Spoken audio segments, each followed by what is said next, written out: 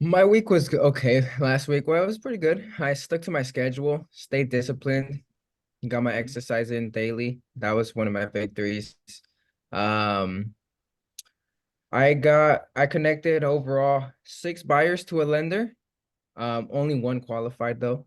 I'm trying to, find out where I can find better qualified people, but obviously I work with whoever, right? But other than that, it's been pretty good, pretty solid and stable.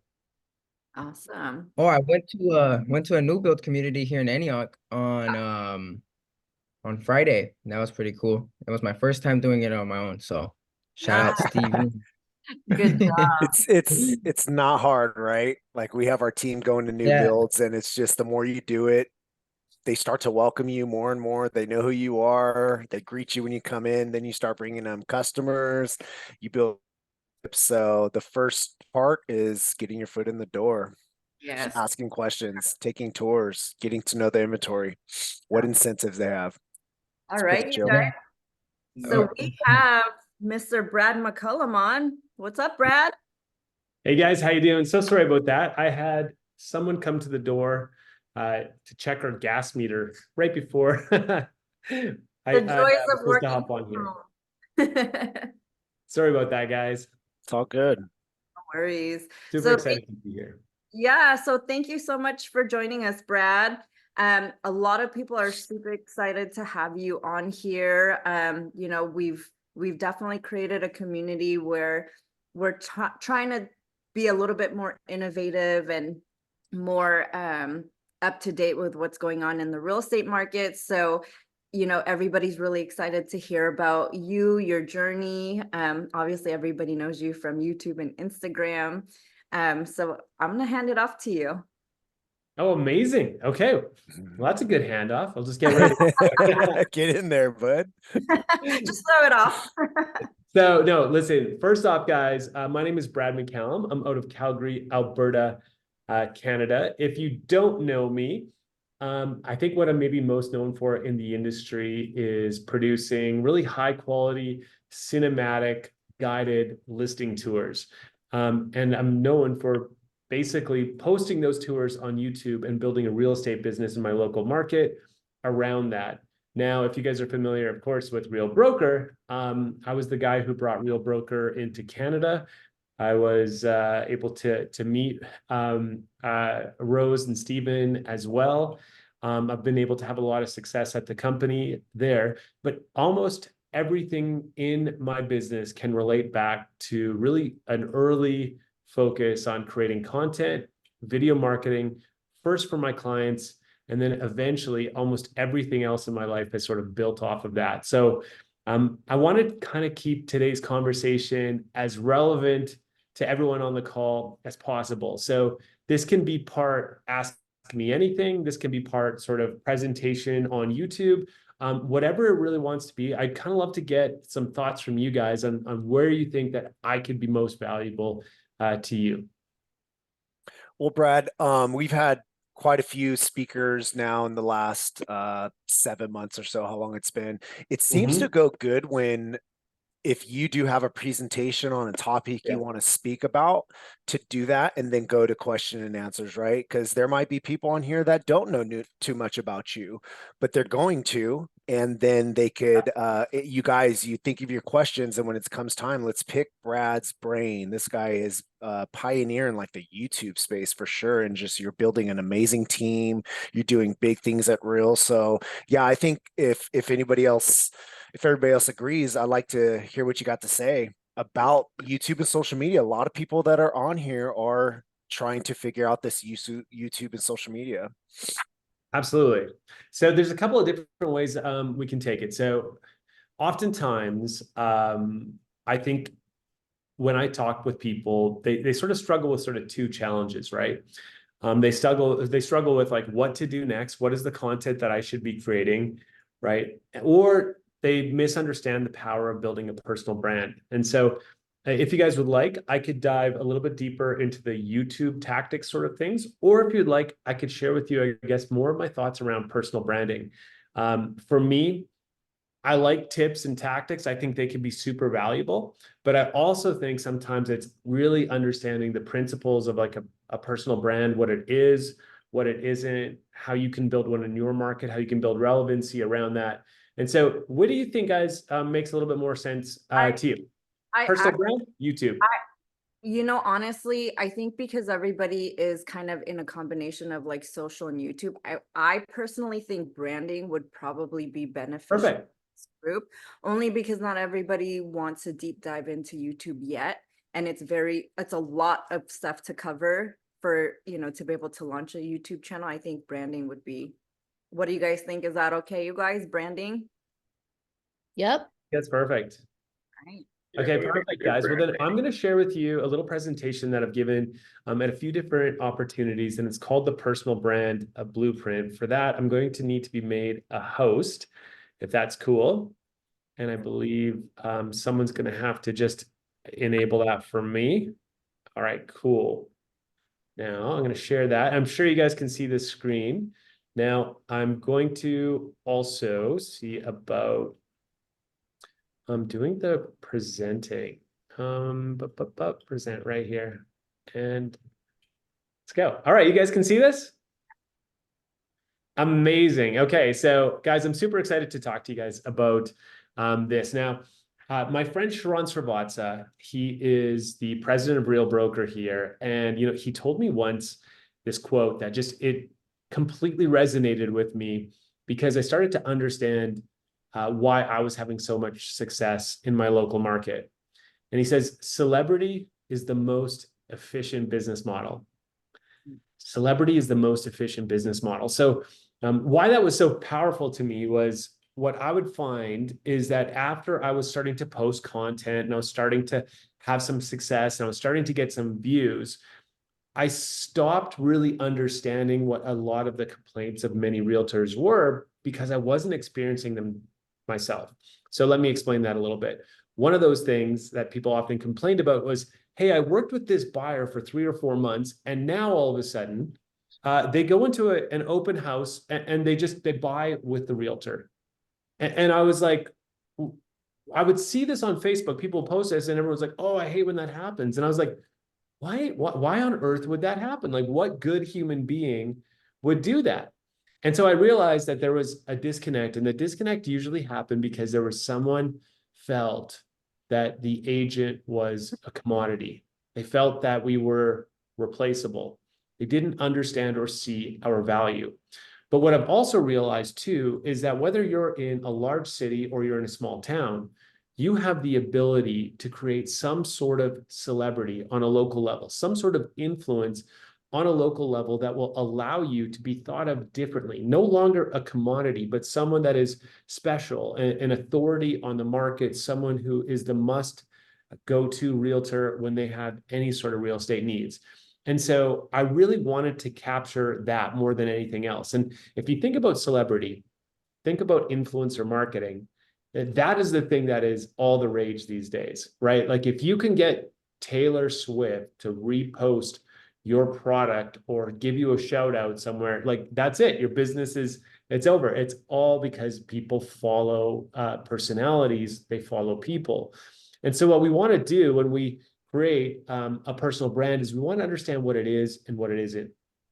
And so I'm going to start off with one of my favorite quotes ever. It's by Seth Godin. If Nike opened a hotel. So I want all of you on the call here to think about this for a second. Imagine for a second that Nike, the apparel and shoe company, let's imagine for a second that they opened a hotel. Maybe it's a luxury hotel. Could you imagine what that lobby might look like? Right? Walking through the front doors, could you imagine what a Nike hotel might look like? I bet you probably could. Now, for a second, I want you to think about the hotel chain Hyatt. What would it look like if they released a shoe? Bet you're struggling with that one a little bit. And the reason why is because Nike has a brand and Hyatt has a logo. So do you understand the difference? So what we're going to be talking about today is not how to perfect your grid. or how to get the perfect brand colors for your logo, or even whether or not your logo even matters.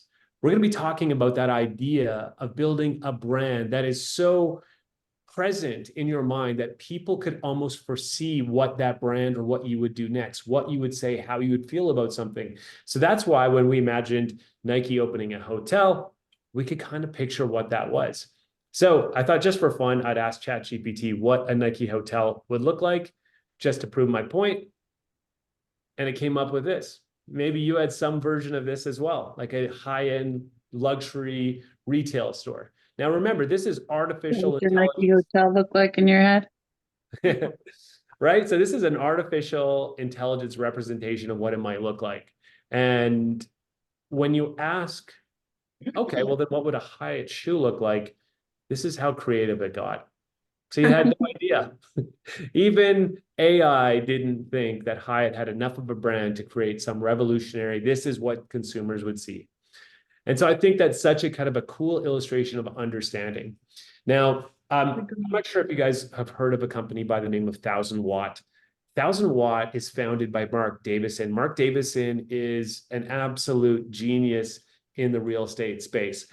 He's been an innovator and a marketer. He's worked with KW and many of the big brands over the last 20 years. He recently worked with Real Broker on their brand refresh. And I was listening to a podcast about a year or so ago on Canadians is about. and what he was talking about there was how agents tell themselves this lie, that the biggest lie that they tell themselves is that they can build a personal brand. And I was like, what? Like, are you serious? Like, Mark Davison, I thought this guy was a genius, and now he's telling us we can't build a personal brand. And what I realized is that he had a different understanding of what a brand could possibly be. And so I ended up running into Mark outside of a little after party when I was at the Tom Ferry Summit in August. And he said, Brad, I remember you because I remember you commented on a YouTube video and you said I was wrong about personal brand. And I was like, oh, I'm glad that's why you remember me. And I said, but all due respect, Mark, you couldn't be more wrong. And he's like, well, I completely disagree. And so what he started to explain to me is what he saw from like a 10,000 foot level of what us as agents do, right? All of our marketing that we see in the real estate industry, almost all of it is focused on ourselves. It's about us, our face on bus benches, our greatness, ourselves being amazing. None of our marketing is really ever about elevating the customer experience or elevating their goals, their aspirations. So understanding what a personal brand is, understanding what to post on social media, understanding what to post on YouTube. It's like, yeah, someone can tell you, hey, make a moving to Calgary video. Or you know what, post this kind of content, a pros and cons video about your city. They can tell you all that. You can think you understand why you'd want to do that, but you'll still oftentimes make a mistake in your scripting by starting off that video and talking about yourself. Hey, my name is Brad McCallum. I'm a realtor here in Calgary, Alberta. I'm going to tell you all about the pros and cons of living in Calgary, Alberta. If you have any real estate needs, our team would love to help you. The problem is that none of that is relevant to them. So it's always clear agents are always showing their hands on what they really want, their motivation behind the things that they do. And so what Mark Davison and I battled back and forth of was this idea of whether or not you could build a personal brand. At the end of about 45 minutes of going back and forth, and he started to look at some of the marketing that we did. The next day, he stood on stage at Tom Ferry and he told the whole audience, like 5,000 people, that I had a personal brand. And that I was one of the only agents that he knew that had it. Now, I'm not telling you that because I am telling you that because I'm proud. So I will say I was proud of Mark saying that. But what was interesting about it was the first time that I kind of started to understand even what my success was in a way that I could help others maybe kind of find something that feels natural, organic, and authentic. And that's really the goal of today's call is. Because this is the truth right here. Your personal brand's not your logo. It's their benefit. So when you're thinking about posting something on social media, to whose benefit is it? The messaging. the write-up, the just listed, the just sold, to whose benefit is that post? Is it a post that elevates and edifies your own name as being the go-to person, the authority, the best, the smartest, all those things? Is it a celebration post about yourself? Or is that post serving the person that's viewing it? Because the real way to go viral on Instagram or YouTube or TikTok, you know, if you actually want to gain business from that post, is to unlock a message or a piece of content or something to share that is necessary for that viewer to hear it in order to entertain themselves or to educate them or to give them something that they can't get anywhere else. And so that brand that you want to build, it's about their benefit. And that's a really kind of interesting way to to look at everything that you create. So I could tell you, go make a moving to Calgary video. It's going to be great for your business on YouTube. Go research the economic situation. Go research things to do, what not to do, what people love, tourist attractions, cost of living, schools, neighborhoods, all those things. I could tell you to go do all those things. But until you understand that the way you need to communicate those is 100% for the value of the viewer and not with the hidden agenda of trying to get them to call you, you won't understand the benefit that comes from the goodwill that's created when you've only provided value and you've asked nothing in return. So start thinking about your brand as their benefit. Now, I always ask this question to people because I think it's super powerful. Do you own or do you rent your business? And so a lot of us are trapped in some version of renting our businesses.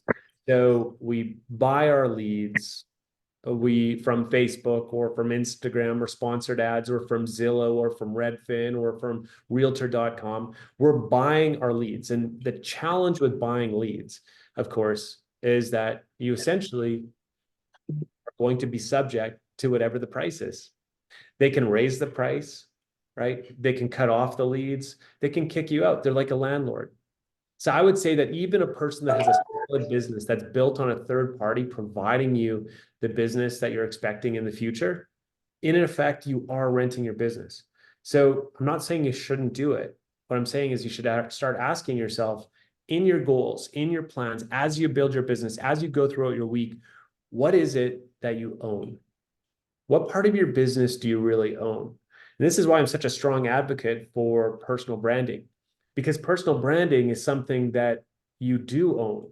It's something that regardless of whether it's on Instagram, they shut down your account, or YouTube and it shuts down your account, that you have something, you have people who are fans or followers. If you can capture any of their information and convert them into an email database, you have a brand in your market. You can shift and adapt with the times.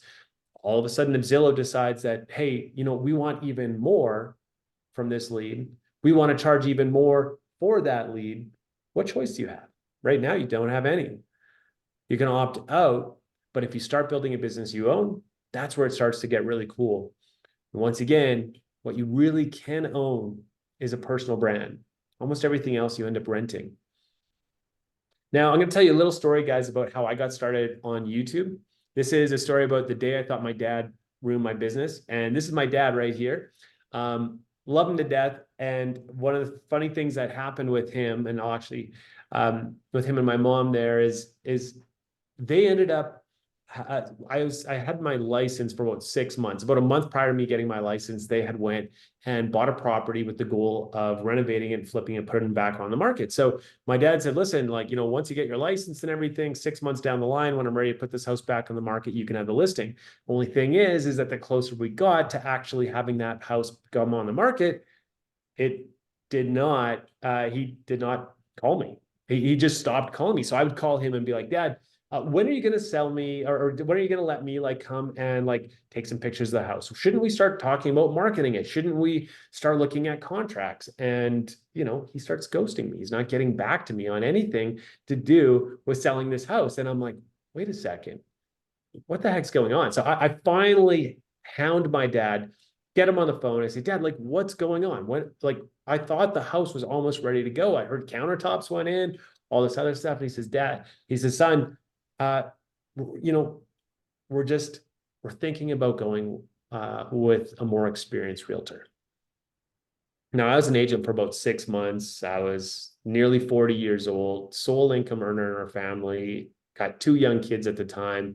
And I thought, man, if my dad doesn't use me, how am I supposed to get business from the rest of my sphere of influence? They're going to think that they don't trust me either. And it's going to absolutely be a dagger for my business. So I say to my dad, like, Dad, come on, you have to go with me. Like, this is going to hurt me, right? Like, and he's like, well, yeah, but Brad, this is a lot of money for your mom and I. Like, it's a lot of money. We can't afford to lose any money on this property.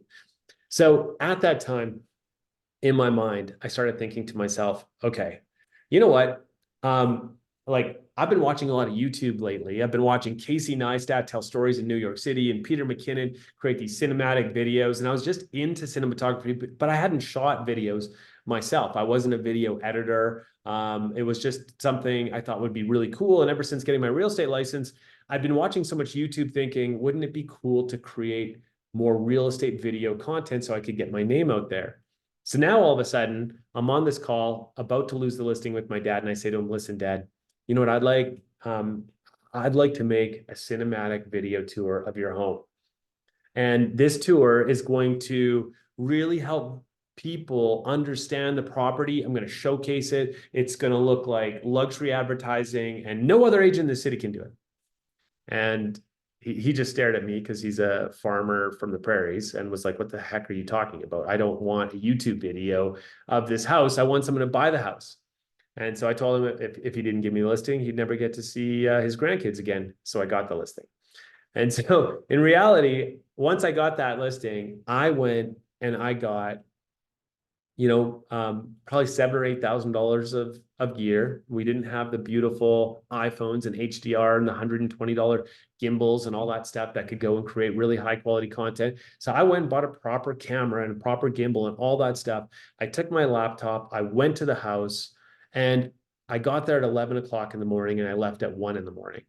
And I spent the entire day unboxing all of this camera equipment, watching YouTube videos on how to balance gimbals, how to shoot, how to get slow motion, all these different things so I could create that first video. And I watched probably 35 tutorials on YouTube throughout that day. I went home at 1:30 in the morning and I stayed up till about 7 a.m. And I watched a bunch more YouTube videos on how to edit. And I made my first video. And to this day, that video sits on my YouTube channel. And while I made that video, even though it's not that good, and even though it's not anything close to what we were doing then, I realized as I was creating the content, the importance of me being in it, because I was starting to see the videos and I'm like, well, wait a second, this all looks really high quality, and the nice movements, the details. I put some really compelling music, some emotion to it. All of a sudden, people were starting, like, I could see that people were going to respond to this. So I thought, boy, I want to associate myself with that content. And so I put myself in that video, and guess what?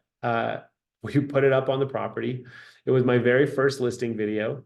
Looking back 4 or 5 years now, it's gotten over about 10,000 views. It's still on my channel. But the bigger thing is that I needed something of value that no one else could offer. I needed something that I could personally believe in. And I had no idea what I was doing.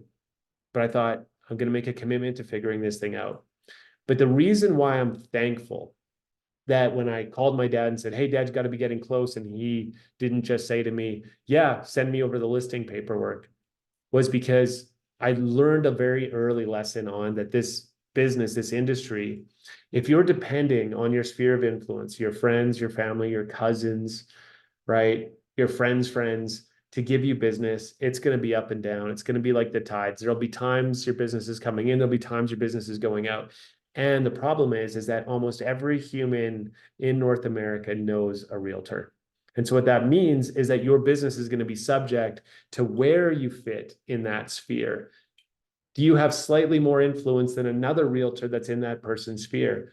And so the challenge is that it almost comes with a feeling of something being deserved. I deserved this business, right? It's my father. I deserved the business. That's what I thought. But the reality was, I was missing one key question, a question that would change everything in my business and that I would encourage each and every one on the phone call today, on the Zoom call today to do as well. This is the question. It's what's in it for them. And this is a hard question to answer, actually, right? Because a lot of us wake up every morning, we ask ourselves, how are we going to get more business? How are we going to hit our goals? Where's our next closing coming from? How do I get more leads? How do I have more conversations? And the one question that we fail to ask ourselves is what's in it for the people that choose to work with us? And because we're working on the wrong answer, right? Because we're working on how to get more for us, we're not actually building our personal brand, because our personal brand is their benefit. But once we start asking this question of what's in it for them, every day we start to make slightly different decisions in our marketing, different decisions in our actions, different decisions in how we even grow and develop as agents. We start asking a much better question of what's in it for those people. And you start to build a case of your unique value proposition to the market. Now, for me, that became my video marketing, the exposure that I could add. But as you guys know, in the last 5 years, from when I started YouTube, a lot of other agents do YouTube. A lot of other agents are creating content. So that stopped being my unique value proposition. And one thing that happened through consistency and through doing it just over and over again for so long and never taking a shortcut and always trying to do my best work, one strange thing that happened as a result of it is that I built an audience. And now as I built that audience, a 44,000 subscriber YouTube audience, a 25,000 follower Instagram audience, what's happened is that that audience is a unique value proposition to the people we work with. Because if you think about the influencer economy, right? The reason why Taylor Swift or Kylie Jenner or some local person, even in your market, has influence is that they will get oftentimes approached with brand offers, with deals, because you have a captive audience. Now imagine if your captive audience were your clients or people that were thinking of buying or selling real estate. So for me, all of a sudden, if I have a 44,000 subscriber YouTube channel, I can go to my seller and say, listen, not only do I do video, and not only do we think it's really high quality video, but we've also built an audience that you will get exclusive access to.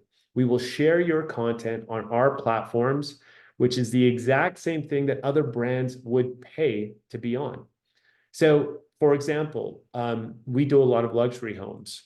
So many luxury listing videos on our channel, maybe 10 or 12 a year. So not that many, but enough that we've built a brand around being really great luxury real estate marketers.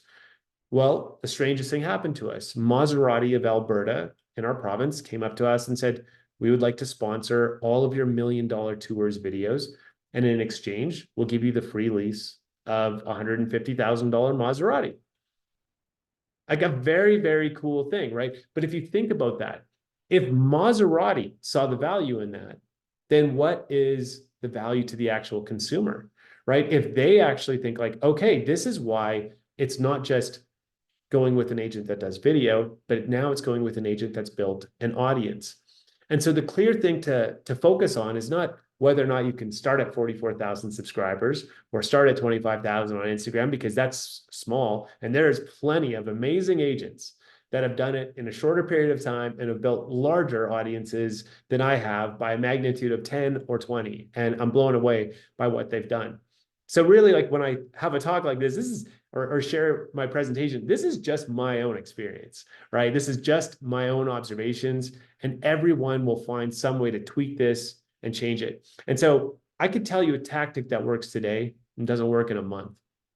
But one thing that will work for the rest of your career is working on the answer to this question: what's in it for them? If you do that, your value proposition will grow every day. And then if you use social media, YouTube, different platforms like that to elevate and amplify your message, then all of a sudden your brand, that benefit that you bring the consumer, is what actually gets out into the world. And people applaud that. People support that a lot more than they do the person that's out there sharing how they're number one, they're the best, they're the top producer. Because people resonate with people that are kind, people that are like them, people that have their best interests at heart, right? Like, I don't know that, I think that one of the great American stories is we cheer for the underdog. So what do you do if you're on top? You stay humble. Stay humble in all your messaging. And so that's what we want to remember in all of our content, is that if we can build that value proposition, if we can build an answer to this question, we'll have a body of evidence that other people can't compete with. This is a little bit about myself. I haven't updated this lately.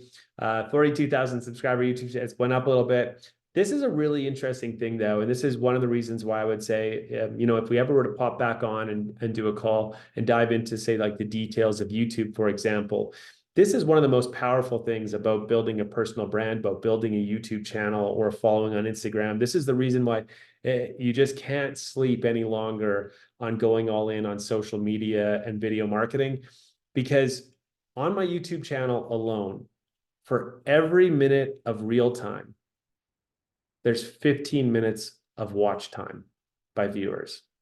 So I'll say that again. That means in a 24-hour day, there are 15 24-hour days of content that is watched on my channel.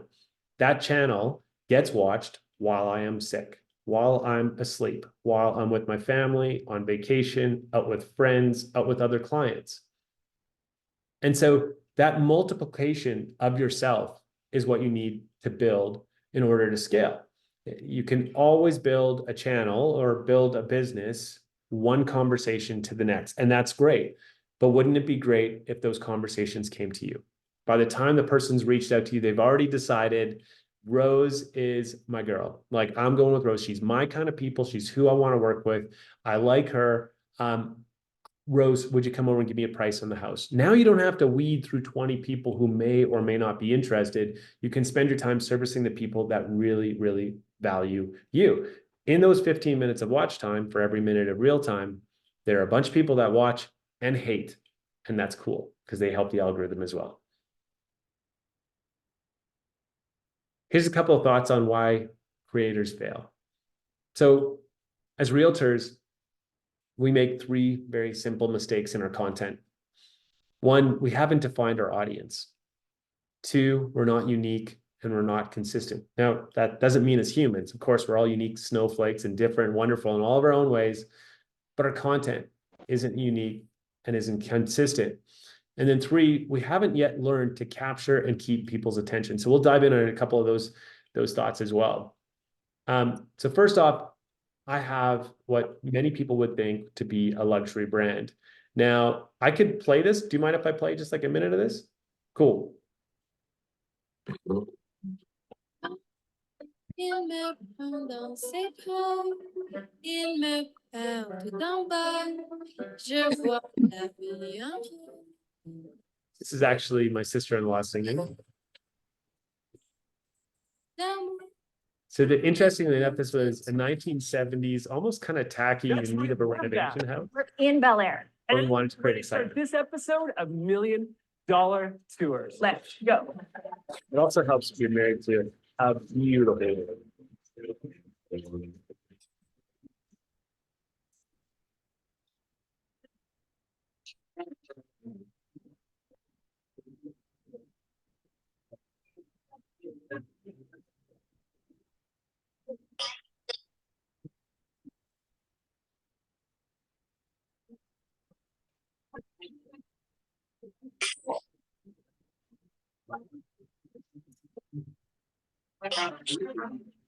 Hey, we're just wrapping up the greatest open house Calgary's ever seen.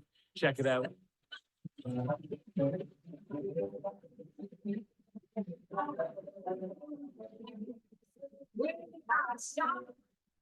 Let's fall in love. Why shouldn't we fall in love? Our hearts are made of it. Let's take a chance. Why be afraid of it? Oh, let's close our eyes and make our own paradise. Little we know of it, still we could try to make a go of it. I got my peaches out in Georgia. I get my weed from California. I took my pick up to the north. Badass bitch. I get my life right from the source. Yeah.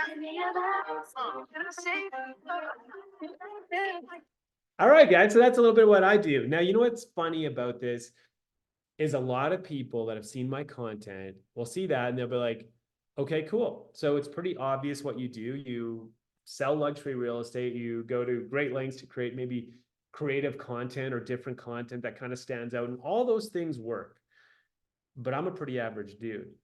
You know, like I'm a very average guy. I don't walk the walk. I don't talk the talk, and I don't drive the car. So how on earth do we get all the luxury real estate business? And the reality is that if you watch our content, you follow along, you'll see that this is just an aspect of what we do, but it's not really who we are. This is actually the secret to building your business. So Seth Godin is a big favorite author of mine. I think he takes complex ideas and makes them very simple. But these 7 words are the only 7 words that will matter. So if you want to define an audience, you want to define who you're trying to speak to, who is going to work with you. It's people like us do things like this. Now, rich people, no different than average people, or middle income people. And middle income people are usually no different than people that are lower income. Ultimately, they have the same goals. They're family people. They still like value their relationships with others. They value honesty, kindness, all of those things. And although the world might tell us that flashy objects and luxury things are what people are pursuing, at the end of the day, I found most people are sort of similar. And if they're not, do you like working with people that have different values than you? I don't. In fact, it's the least thing I want to do, right? So I look at this quote, people like us do things like this. And I think to myself, how do I know if you're someone like me, right? My content, all of my content that I create, it has a goal of trying to identify the person that's out there in the world that's like me, that shares my values. And the only way I can do that is by sharing who I really am. And this is actually a little bit more about who I actually am.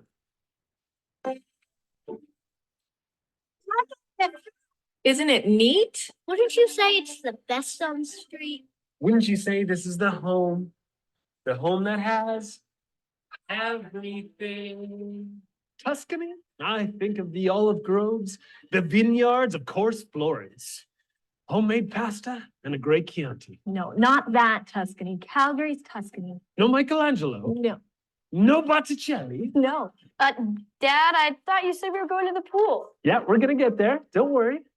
But first, our newest listing right here in Christie Park Estates. It's got 5 great sized bedrooms and 3.5 bathrooms. Dad, I'm 12. It's summer. I want to go to the pool. It has to be perfect for entertaining, with a huge kitchen, island, living room for all of us to hang out in. We're much better together, I know. This is our time. All right, guys, your mom and I have been talking. We think it's time that you guys start thinking about your future. Our future? Yeah, like what do you want to be when you grow up? What are you going to do to make a living? I want to be a doctor, and I want to be a teacher. Guys, that all sounds great. But your mom and I agree there's no higher calling than being a real estate agent. Sure, Dad, but do you really think we have what it takes? Well, I guess we're going to find out because we're in front of Dad's newest listing. That's right. Mom and I want you guys to sell us Unit 507 in the Sobo. What's there to sell, Dad? The Sobo? It sells itself.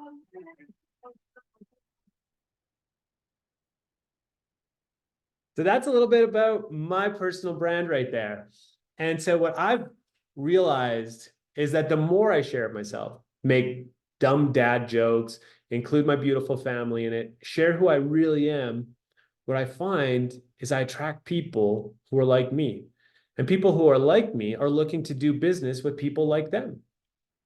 And that's a big key part of what we want. And I think it's one of the most challenging things that agents that are starting off trying to create new content, whether it's for YouTube or for Instagram, is we make that mistake of following along with other creators and then mimicking or copying or ripping off and duplicating what they've done to have some sort of success in our market. And the part that we leave out is the us. The thing that makes us actually unique, that will make us stand out. So the challenges that I would throw down here today is, if I was to look at your social media, what does your social media say about who you are? Is it just listed, just sold, coming soons? How do I know that you're someone like me? Right? Because I don't want a realtor if I'm selling my house. I want a buyer. Right? If I want to buy a house, I want a house. I don't want a realtor. So what I actually want in that process is I just want a trusted guide that helps bridge those two worlds together. So how will they know they can trust me? Well, let me ask you this. If I started this call and said, guys, trust me, would you? What if I said, guys, you can trust me? You'd be like, why are you saying that? What are you trying to prove? Right? In fact, one of the things that we often make a mistake of is our certainty. We're so certain that we're the best or the top agent, or that's the message that we want to put out in our marketing. We're so certain that we need to try to tell people in our marketing, in our posts, that we better introduce ourselves, let them know that we're their agent, or that person, that other agent that we meet at an event, we let them know that we're their new referral partner, when we all know that that's not how it works. It's like, it's because they don't know us. We've created a mistrust. Our certainty creates uncertainty in the other person's mind. So we need to come about this much more organically, much more authentically, and much more humbly when it comes to creating our content. We need to be able to share stuff that is vulnerable, that people can say, I didn't think you were funny. I didn't like that video. I don't think it's professional that you wear a hoodie in a luxury listing presentation. I don't think you should include your kids in your videos. There's people who think that, and that's fine. I just sell $100 million with 5 agents on my team to all the people who don't. That's what we focus on. We focus on who exactly is ourselves. So the challenge with it is once you understand who your audience is, and you understand what their values are, what their decisions are, once you've committed to creating content that's for their benefit, that has messaging and information that they need, that they can't easily find somewhere else, you're starting to create something necessary for someone specific. Now, social media is about amplifying yourself. This is usually the last piece. Don't let fear cause you to play small. I can almost guarantee that most people will create content around the idea of what they think a professional agent should put out into the world. But we know that most agents almost sell no homes, right? 50% of homes last year, 50% of agents last year sold 1 or 0 homes. That's not a stat we all want to be. So we don't want to be like most agents. But the reason why we oftentimes default to creating content that isn't specific, that looks like everyone else, is because we know that if we get no likes, if we don't go viral, they're not rejecting us, they're rejecting the avatar of who we were putting into the world. But if we actually share who we really are, our faults, our interests, our weaknesses, do you play Dungeons and Dragons on the weekend and you're a 36-year-old male? Guess what? Lots of those guys do, and they also buy and sell real estate. Are you willing to share something about yourself, to share who you really are so you can attract people who are actually like you? I think the fear is that if you do that and you still don't go viral, you still don't connect, you still don't land, the challenge is that you think, well, then I must be rejected. And so we hold back from amplifying ourselves. But the reality is isn't it true that in almost all cases, even people you thought you didn't like, that once you get to know them just a little bit better, you almost always like them? Yep. Right? You almost always understand them better. And once we understand each other better, we understand there's way less differences than we may have thought. That is the reality about our content. Now, when I think about content creators that I love, I see all of them are unique and consistent. And they're so unique and consistent. Taya DeCarlo, we got Ryan Serhant, we got Eric Simon, we got Tyler Hassman here. When you look at these four agents, what you're seeing are all people that have identified exactly who their audience is. They know exactly who they are, and they are willing to be judged for the content that they create. You might love it, you might hate it. But one thing is for sure is that they are incredibly unique and they're incredibly consistent. You know, you could argue that Ryan Serhant's early headedness was an advantage, or that Tyler Hassman wore that flat brim cap and that's his brand. But that's not his brand. That's a sign. That's like the logo on the Nike shoe that you see and you're like, ah, that's a Nike. No, that's Tyler Hassman video. But his brand is so consistent. It's so, it's going to bury most agents with how hard he's working, that's what it takes to kind of break through and to create something. So in our own branding, is our own marketing unique? Is it really showcasing who we are? Are we consistently sharing it with the audience? In fact, that is the only thing we can be doing. I often share this photo here. This is an image of Ryan Serhant's Instagram, and then an image of the Serhant Instagram page. Now, Ryan Serhant owns the Serhant page. Ryan Serhant, nearly 2 million followers. We've got Serhant with 400,000 followers. So really, Ryan Serhant's images should likely, if the stats ring true, he should get about 5 times more likes because he has 5 times more audience. But the reality is Ryan Serhant posts something, he gets 100,000 likes, 200,000 likes, 300,000 likes. Serhant posts something, he gets 400 likes, 127 likes, 900 likes. Why the difference? Why is he getting 100 times more follows and interest and likes and support on his main Instagram account? It's both Serhant, but only one of them is Ryan. And because Ryan is the secret sauce, right? Ryan is the personal brand. Ryan shares his stories, his battles, his family, him in Greece with his wife. He shares his daughter, Amelia. He shares who he is. And because of that, you actually care enough that most of the people that follow Ryan Serhant also go and follow Serhant. But they don't like Ryan enough to even just like his listings. So how do you do that, right? It shows you that personal brands are the value. So if you really want to simplify everything, your brand is simply this. You want to build compound interest in your brand. And the way to do that is you post valuable content frequently, and then you do so for quite some time. And that's it. And I wish you could take out one of those things and it'd be quicker and faster. In fact, you might even have a post that goes viral, but you'll quickly learn after you get 2 or 3 million views on TikTok that has limited worth. Posting valuable content, valuable to your audience, right? Frequently over time is what's going to generate you that audience. And there's 2 more reasons: recency bias and the algorithm. The more that you post content, there's something called recency bias. It just says simply, listen, I was scrolling through Instagram today, someone needed an agent in my world, and I saw Brad in my feed. I can refer Brad.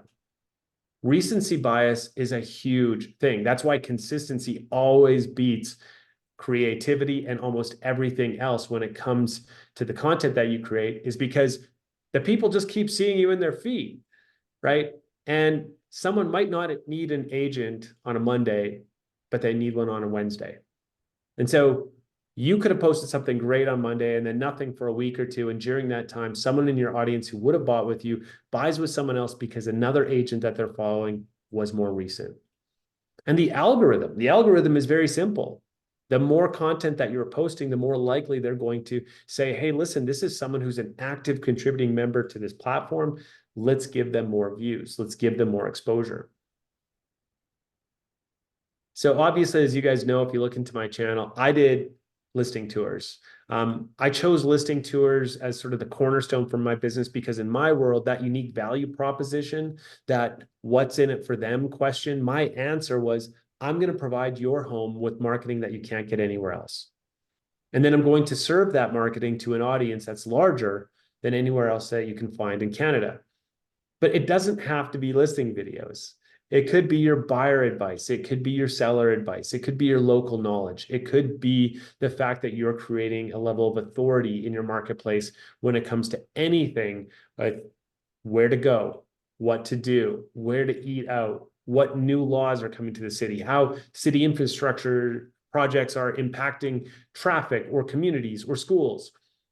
But you have to choose something, some unique value proposition in order to reach your audience.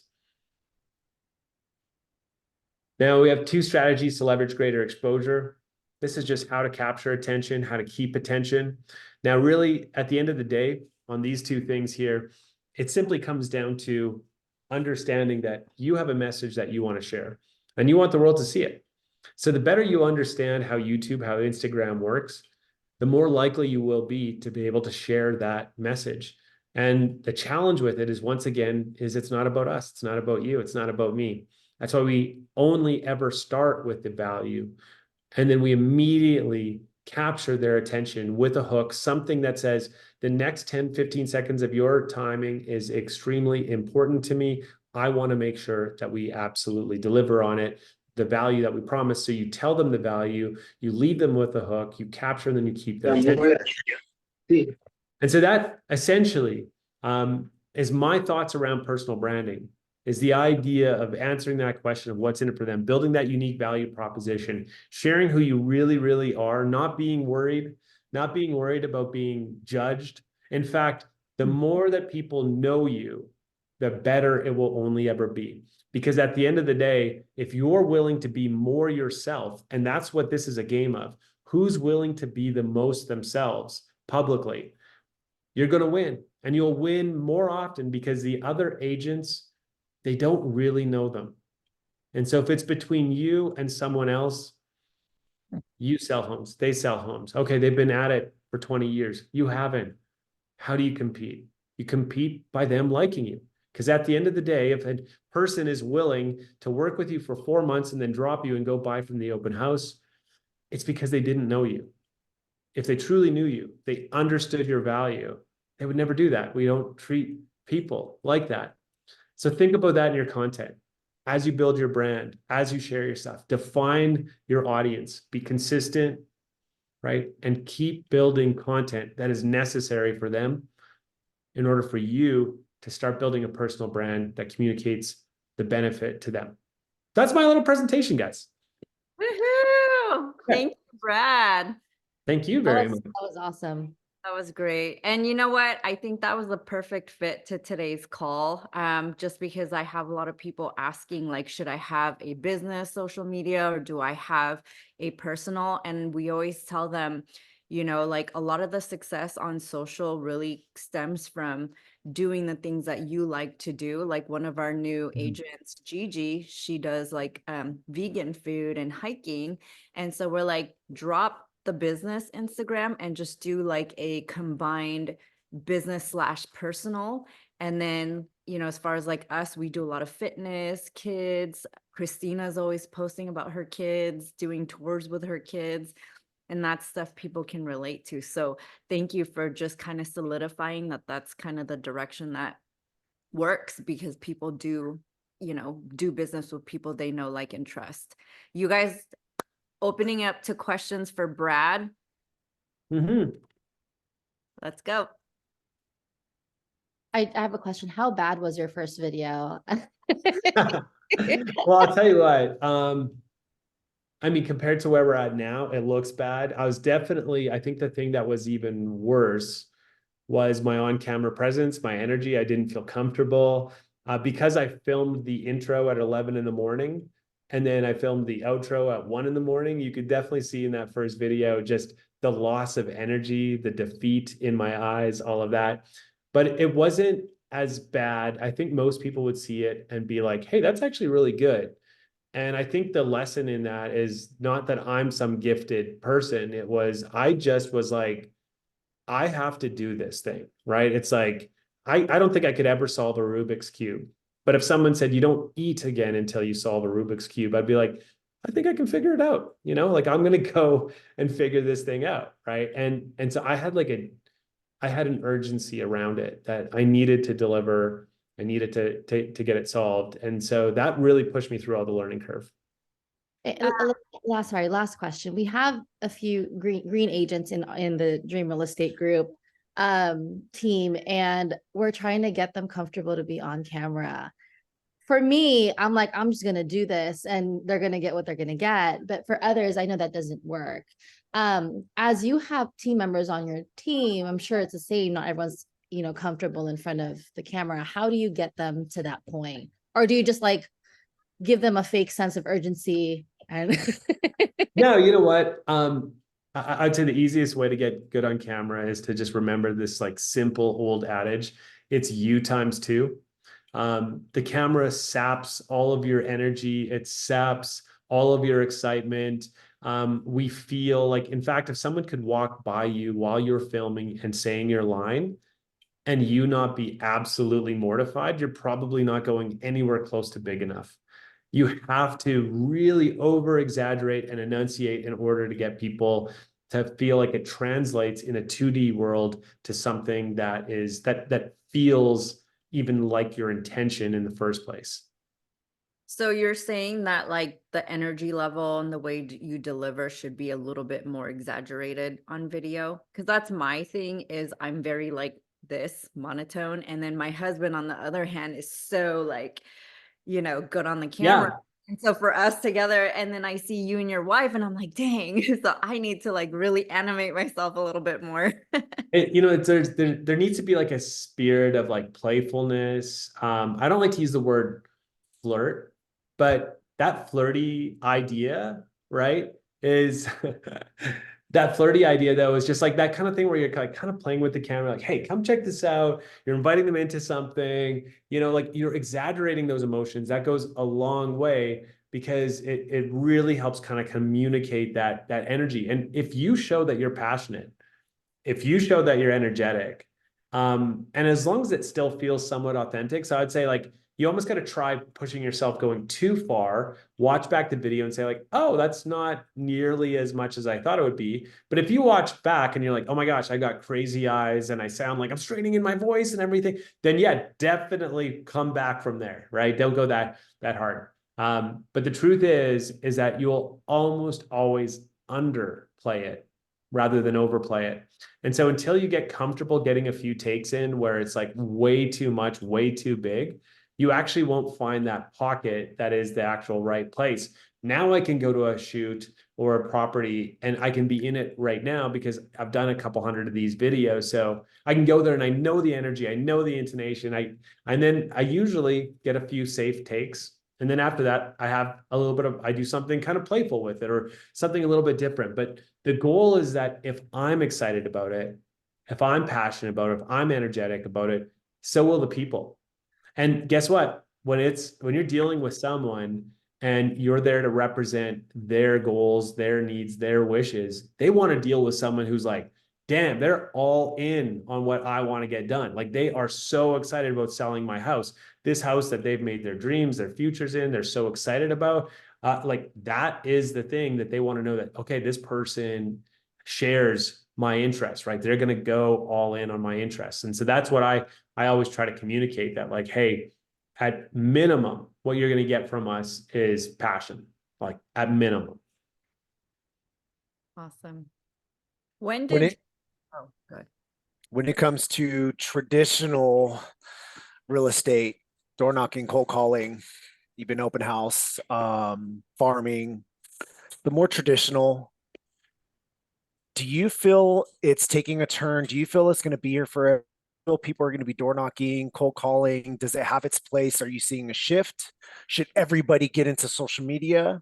That would be one question. Then also the people that have been in the real estate for years, decades, and built their business off of that traditional aspect.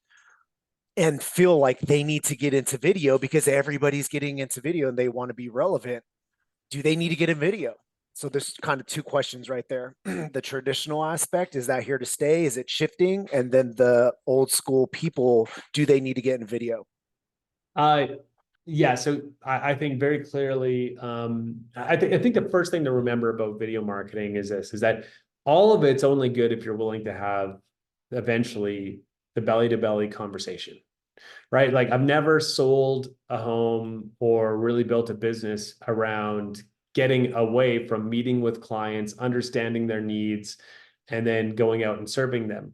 The difference is how do you get to that point where you're starting to have that trusted conversation where someone's sharing, what it is they're looking for in a home and sharing that they want you to help represent them, or whether or not it's them selling their home. So I think too many people think that they almost assume that belly to belly conversation is going to be a thing of the past. But the reality is that you only can build a business around that.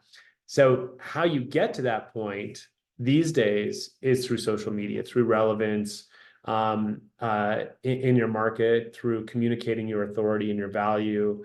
And the older agent, I do think, needs to make sure that they show not just their potentially new clients, but their existing sphere that they are keeping up. They need to, because there's going to be new agents that are so adept to social media and to different fads and trends and all that stuff that will be able to communicate in the market. And they are going to be likely a lot hungrier than you, right? They don't have that built-in sphere of influence. They have to start from nothing. They don't have that built-in referral network of agents or clients. And so they are really focusing on what is the thing that's going to help them. And so they're going all in on social media. So older agents need to at least communicate, or agents that have been in the business for a while, communicate that this is not something that's passing them by, that they're spending time and energy learning it, adapting it, sharing with it, so their sphere of influence sees them there as well. But then the final thing is, I guess, do they need to? I'm going to be honest, I think 100%. Like, it's going absolutely nowhere. If anything, I think people are building more and more influence in their markets by posting consistently valuable content. So I think another 3 or 4 years from now, there's going to be a lot of agents being like, where's all these old lead sources? And I'll give you one example of this. I had a renovation and design company for 10 years. I had a plumber that would go to war for me. Like, he would come in on Sundays and handle emergency work. He would come in on Saturday nights and get a job done to meet a deadline. Now, he was my guy. So once I got into real estate, I was like, I'm going to refer this plumber to every one of my clients that potentially need him. Challenge is, he wasn't on social. So it was actually kind of hard to refer him. It became my word versus anyone else's. But what was on social was another company. Another plumber ended up in my feed. I started to see them 2 or 3 times a week. Guess what happened 6 months down the road, 9 months down the road? Someone say, hey, do you have a plumber? I was like, yeah, I work with Problem Solved. You should check out Problem Solved. Why? Because I just had recency bias. I saw them on my feed all the time. And so I felt so bad, because I'm like, it's hard and cumbersome now to recommend this person that's not on social media, that doesn't have social proof. Whereas this other person is posting all the time. And so I found that even myself, I was falling subject to that idea as well. But guys, I should let you know, I have 2 minutes and I have to hop on a call. So if anyone has like any final burning questions or anything like that, I'd love to answer them. Well, I just want to say, man, you went over. We usually try to keep it to an hour. The couple times we talked to you, Brad, you've always gone over. The first time we talked to you, you were on vacation in Maui and you just answered any of our questions. And then the fact that you're giving your time like this for all of us agents to get better, we truly appreciate you again, Brad. Thank you for your time so much. Oh, totally my pleasure, guys. It was such a great time to see everyone here. Hope we get to do it again. Thank you very much for having me on today. Of course. Thank you so much. Have a great one, everyone. Take care. Bye.